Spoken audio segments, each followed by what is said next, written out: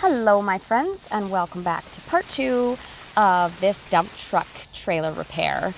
I have got all the panels and everything all done up, so now I am outside and just cutting off these spot welded hinges, which is kind of a pain, but just cutting the side welds off and then just using a chisel to get in there until the whole thing comes off.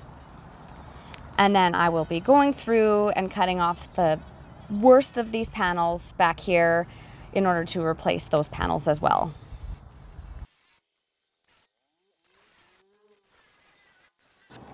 It does seem like the tops are in fairly decent shape compared to the bottoms, so I am actually only cutting out the parts that have rusted all the way through. So just the bottom bits on both the side panels and the back gate.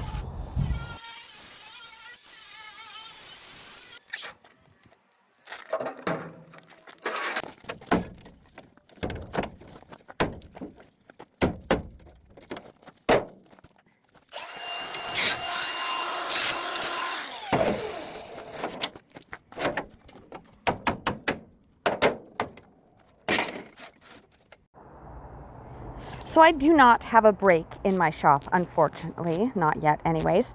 So what I did is I actually sourced out the sides, the replacement panels that I got from a local company who has a big break. They were able to form my side pieces and these back pieces.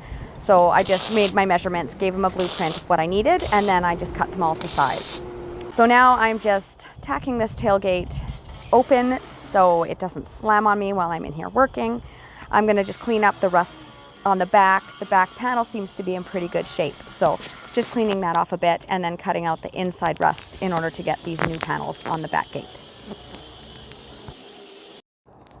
So I have trimmed all these panels so they fit perfectly into the places I have made for them, and so I'll get them all tacked in before I weld them solid.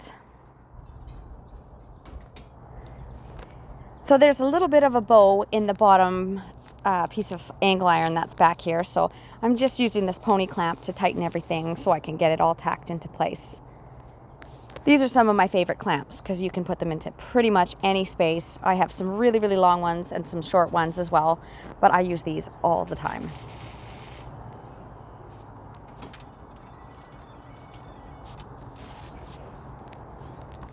So now I'm just going to put on this other piece, tack it in there, and weld it on really fast. And as you will see, I forgot to press record while I was cleaning up all the welds and all that side, so you guys will just have to assume that I magically ground that perfectly flat before I painted it.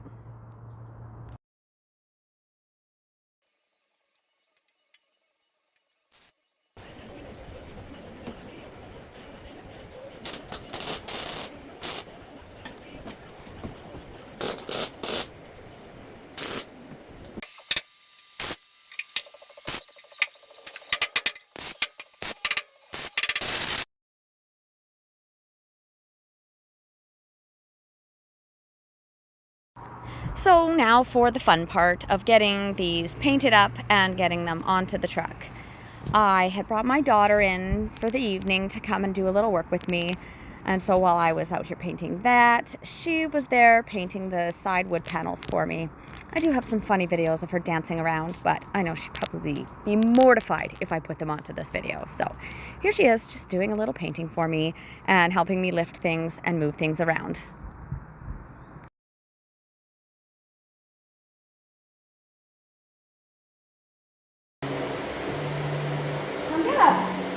You want to drive the truck? You come with the keys. You need to catch it?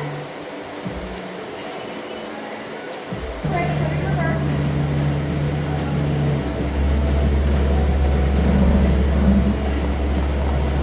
I want it to go this way.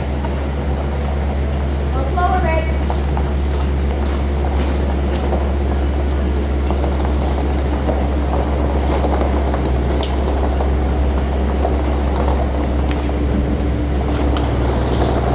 Okay, stop.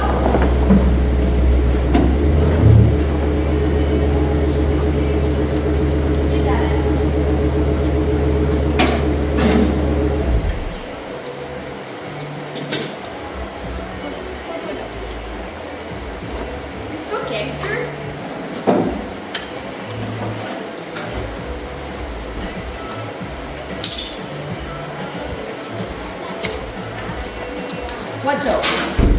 I didn't hear you. What joke did you say? Say it again. No. I love the joke. Oh. You should have been listening. I was talking when I should have been listening, right? So now for the next day in my shop, I do not have Jenny in on Fridays or the weekends or Mondays. And so I have to get a little crafty on doing things by myself. So I just came up with this little plan. I had built myself that gantry, but these unfortunately do not fit inside my gantry. So I just jacked this up with the little motorcycle jack that I have. And then I just used a good old sawhorse to make sure that if I dropped it, that it would only fall on the sawhorse. And then I just kicked it around until I got to the back of the truck, where then I could lift it up and put that inside of the truck.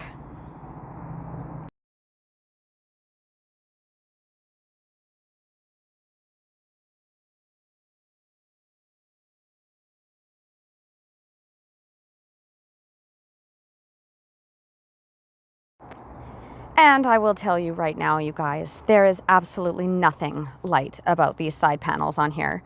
The original material was 1/8, and I used 10 gauge to replace it with, just so it was a little bit more heavy duty. Now I'm kind of wishing I would have kept it with the 1/8, but at least we know that these panels will last a very, very long time.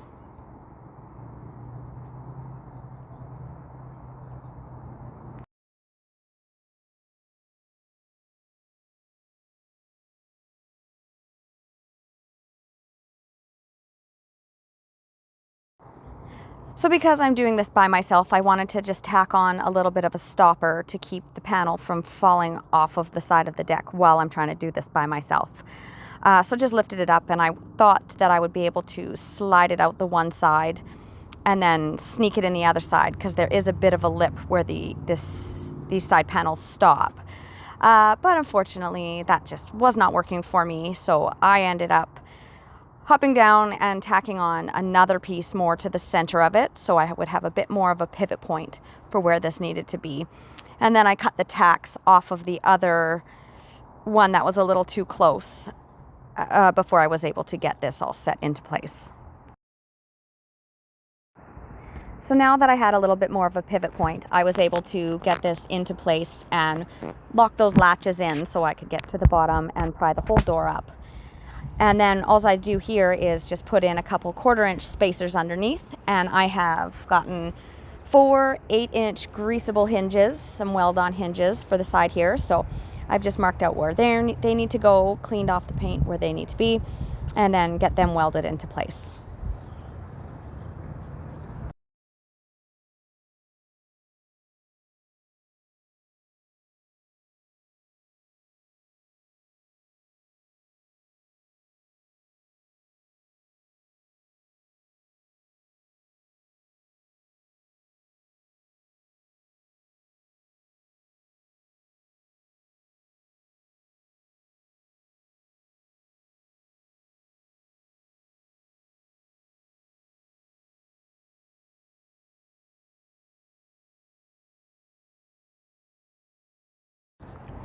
So for these hinges, I welded the 2 outside ones solid. I tacked in the inner 2, and then you always want to open up those hinges when you have put them into place, just to make sure nothing is binding or moving.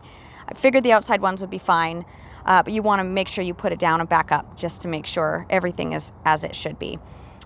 Those side latches will need a little bit of grinding to get those to close properly, but these hinges seem to open and close really, really nicely. So again, just get them welded up and clean them up.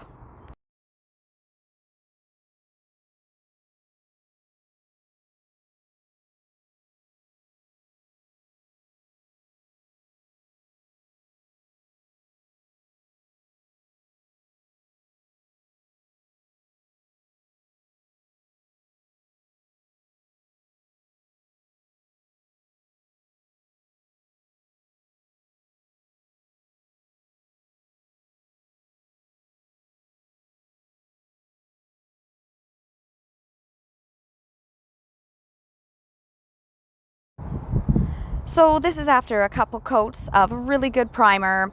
I used some really good high build primer on those challenging spots that need a little bit more attention. And plus it just does a really good coat for coating up the bare steel. And then I have the Fleet White paint, the Rust-Oleum paint that I have Just went through, you know, a dozen cans of that to get this to where it is. And then I have these lovely boards that my daughter painted up for me that we just put into these new little holders and get them bolted in and get them all done up. And now just to close up this last side, I want to get just a little bit more paint on the side before putting on the very last board and get this truck back to its owner.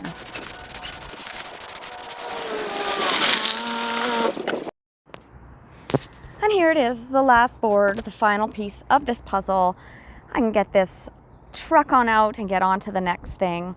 But again, you guys, I do appreciate you guys all showing up, all taking the time to watch my videos.